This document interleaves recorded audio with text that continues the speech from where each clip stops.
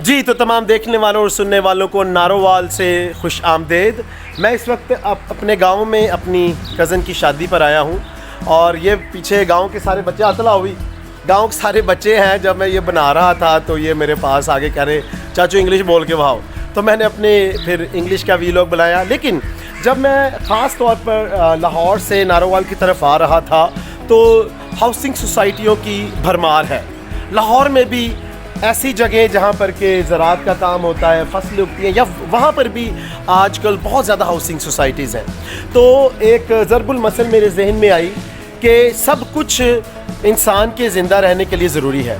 तो जब हम फसलों को, इन जो अच्छे खेत हैं, इनको तबाह करेंगे और यहाँ पर हाउसिंग सोसाइटीज़ बना देंगे तो फिर हमारा भी ज़िंदा रहना मुश्किल हो जाएगा, क्योंकि अनाज की कमी हो जाएगी। तो इसलिए आप ऐसे लोगों को की हौसला शिकनी करें जो कि ऐसी जगहों पर सोसाइटीज़ बनाते हैं जो कि हरे भरे खेत होते हैं, ताकि वो उन सोसाइटीज़ को शुरू ही ना कर सकें। और फिर क्योंकि खेत हमारे लिए बहुत ज़रूरी हैं, और इसलिए जब भी आप ये मेरा चैनल देखें ये बात याद रखें कि सब कुछ इंसान के ज़िंदा रहने के लिए ज़रूरी है। और इन सब कुछ में ये हरे भरे खेत भी हैं, खलियान भी हैं जो हम देखते हैं। और अगर यहाँ पर हाउसिंग सोसाइटीज़ बन जाएंगी तो फिर तो हमारे लिए अनाज कहाँ से आएगा। तो जब भी ये मेरा क्लिप देखें, इसको पसंद भी करें, मेरे चैनल को सब्सक्राइब भी करें। खुश रहें, शाद रहें, आबाद रहें, अपना और अपने इर्द गिर्द लोगों का बहुत ख्याल रखें। हाँ हो तो हाथ चला के ज़रा।